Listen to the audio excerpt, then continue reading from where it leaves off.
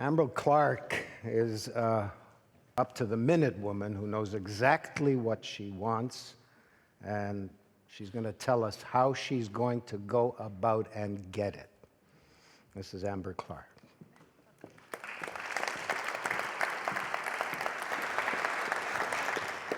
All right. Do you like gifts? Do you like vacations?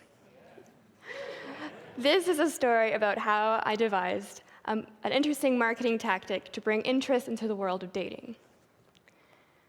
I call it blank slide. I call it the dating incentive program, and the premise is really quite simple. In exchange for gifts, I get dates. So let me back up the story a little bit here and tell you about how I devised this concept. I'd been single for a while and looking at different ways of how to get out there and approach people into getting to date people. I'd find all the different tactics very daunting, frustrating, challenging, and really just a waste of time. Have you heard of online dating? This is the first thing that friends and family members would tell me when I would tell them about my woes in the dating world. Yes, I've heard of online dating. Every single person out there has. And I definitely tried different ways of the online world and going about different profiles, different websites, apps, the whole shebang. Nothing was working.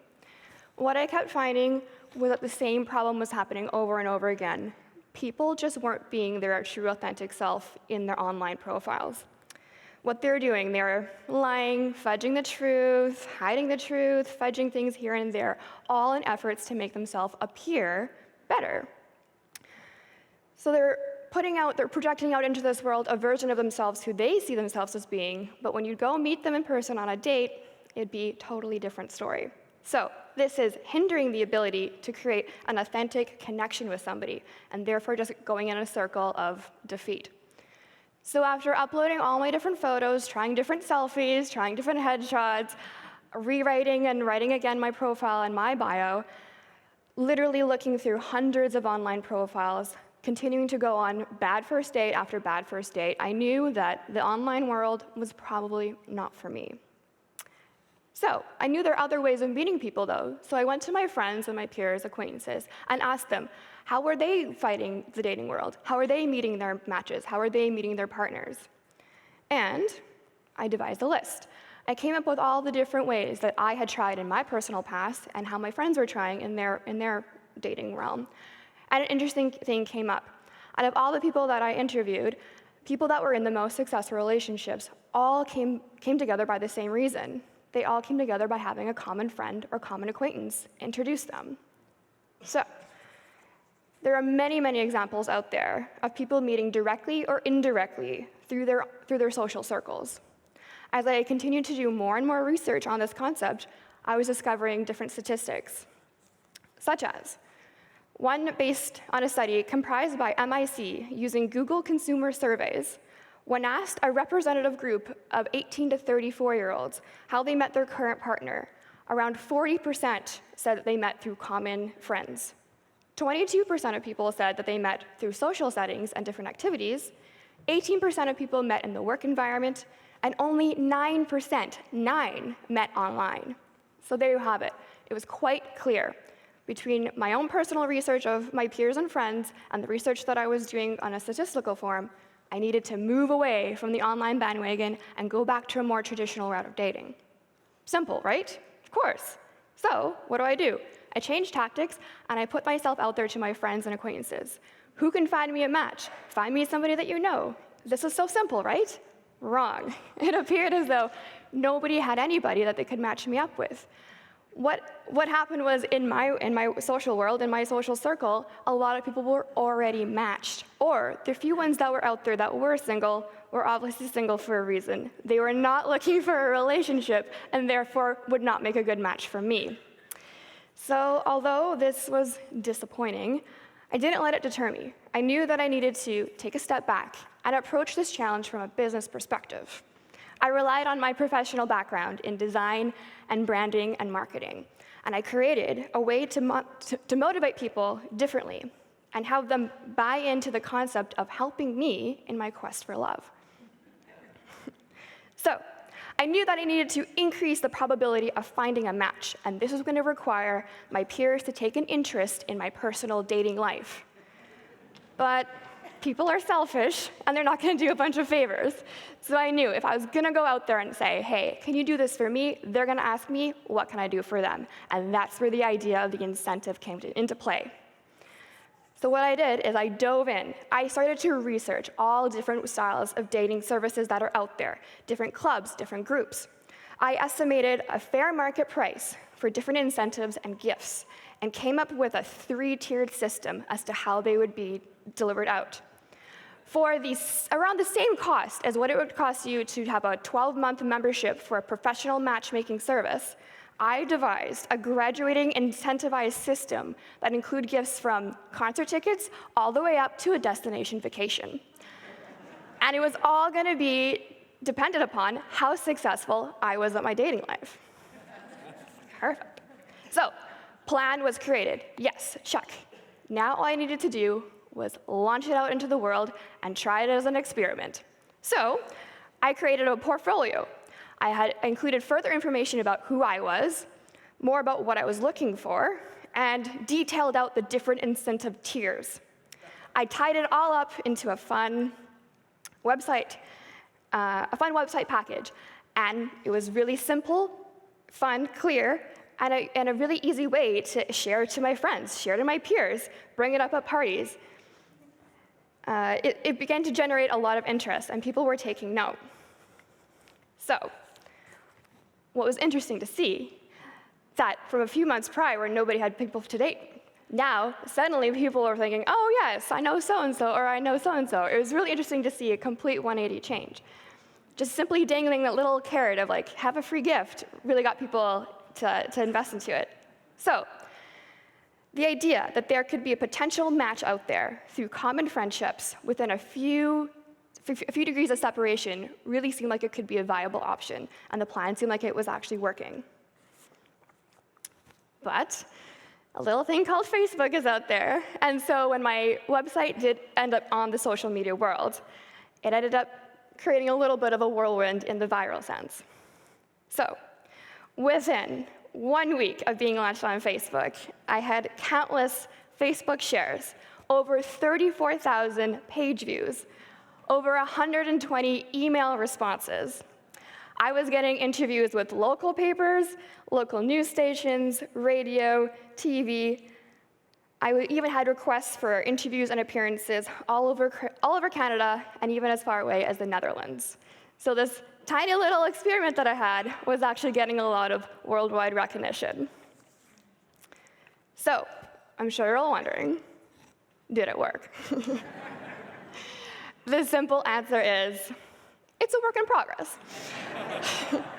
So I've learned a lot by doing this program. It's taught me a lot about myself and also about the dating world. There have been no final prize packs given out just quite yet, but I'm hopeful. And I've met a lot of great and interesting people along the way. This whole premise was not about to go on a million dates. I wasn't trying to be a serial dater. I'm looking for one good match. So rather than I wanted to approach dating from a more personalized view. I wanted to stop hiding from the generic online swipe left, swipe right mentality. I wanted to focus on getting to know people on a more personalized, humanistic approach. I wanted to get matched up with someone by their peers or by their friends because they, who knew both parties the best, would think that we are compatible. I wanted to reach out and take the awkwardness out of dating. Let's all face it, it's awkward. There's no question about it. So I wanted to meet someone in a natural setting. I wanted to express our similar values. I wanted to be in a more relaxed environment and where we could share who we actually are without having to hide behind an online profile.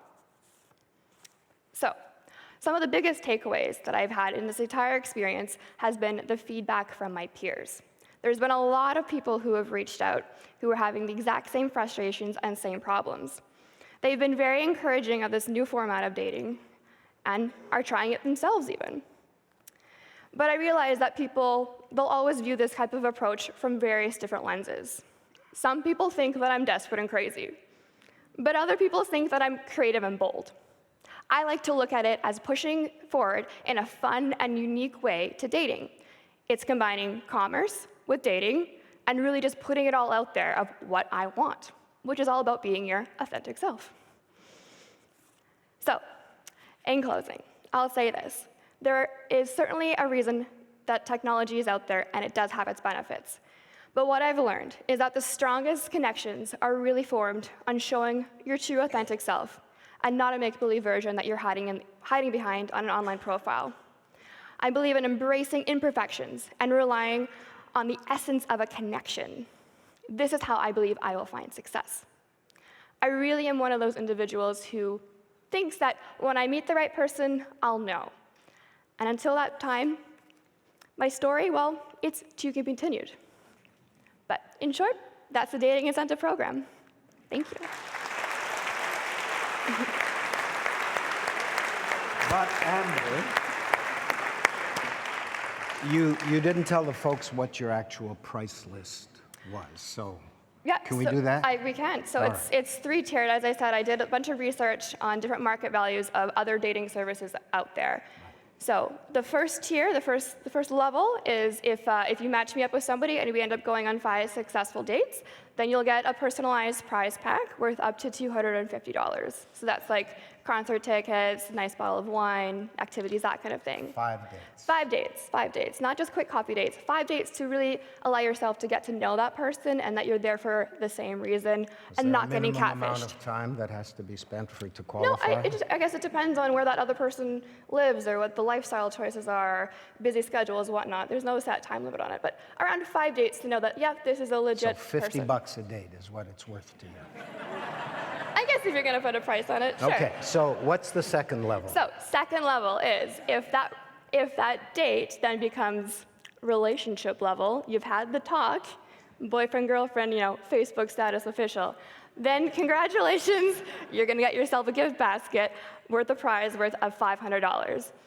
So we're inching up there. We're inching up So there. wait a minute, just another $250 for a lifetime commitment? No.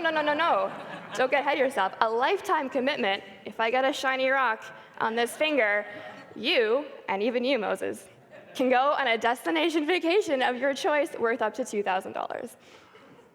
Well, I'm not about to look that kind of gift horse in the mouth, but may I say, just if you don't mind me giving you a little advice, Absolutely. if you're seeking romance, how can you give as a prize a trip for one?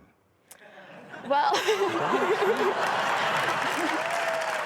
it's all about full circle. So if those people are also single, then they can do the same tactic on their own. I see. And it's the internet, and people are scary out there. So it's always about self-protection. And do you not want a free 2,000 trip somewhere? And I want to ask you, have you heard of feminism? I have heard of it. Have you heard about second wave and third wave feminism? I guess to some degree. Is a rock third wave feminism? Sounds awfully 1950s to It me. does. The rock just represents that I'm actually looking for a committed relationship that will eventually lead to marriage. So not everybody has those same goals in what they're looking for in relationships. Have you So that's what that considered means. that might be your problem? I've considered a lot of different things, but I'm trying to be true to myself, and I know that for me, I would like to one day get married. So you don't want, for example, to meet a tall, dark, well, not so tall, dark. No, you don't believe in chance. It does sound, if you don't mind my saying so, a little cold-blooded, don't you think? It could be, but it's certainly up to chance. What I've really taken away from this experience is to get away from the computer, get away from that online world, and just go out and live your life. So if it's meeting people on the street, if it's meeting people in a cafe, or if it's somebody. But it isn't. You said you No, want fixed-up dates Or by if it's this way. What I'm saying is to remove the online world and start getting it from a realistic approach, from a humanized level. And this is one way of just branching out into your social circle and getting friends to match you up. Well, I have one last piece of advice Okay, for you. sure. I'd say you should go to concerts and bars where Matthew Barber is playing. Good point, good point. And you may find the guy of your dreams. You want a picture? if she's still talking to me. I don't think she is, Mo.